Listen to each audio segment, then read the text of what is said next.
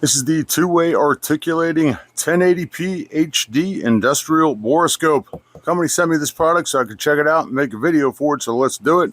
Nice looking packaging, and inside the package you are going to get the borescope itself. It comes in this, I would say, medium stiff case. Definitely good enough to protect the scope, but I wouldn't want to put too much weight on it, if you know what I mean. A little case here with some threaded attachments for the camera end. There are a couple of mirrors and hooks. I've actually got one of them screwed on right here. They're threaded on.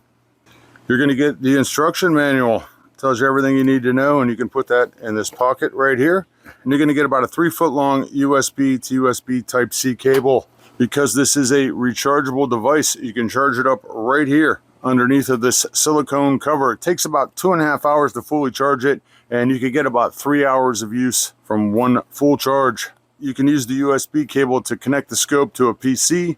Also under the cover is a 32 gig micro SD card that came with it, and this can be expanded up to 64 gigs if you should need it. So there's no apps with this, no complicated setup. It's ready to go right out of the box. I didn't see anything, but it appears to be made of plastic or ABS. I'm not sure. The main section's about 10 inches long, a little over 5 inches at its widest point, and it's about 2 inches right here on the handle. It is super lightweight, easy to control, and the handle has a good feel to it. To turn it on, you just press and hold the power button, and it has a decent sized 4.5-inch IPS display. The images and videos look good. You're going to want to be in the 2 centimeter to 10 centimeter range to get the best views. And in the settings on here, they give you 3 resolution options to pick from, up to 1080p. This semi-rigid snake is about 56 inches long. It's IP67 waterproof, and I found that it was stiff enough to go where I needed to go and still hold its position when it gets there. You can see that it's not a fixed lens camera. It's steerable using this lever right here on the front, and you get quite a bit of range on this from one side to the other, as you can see. And it's really smooth too. The camera has an 8 LED light that can be turned off or on right here. It has a couple of settings on it, low and high, I believe.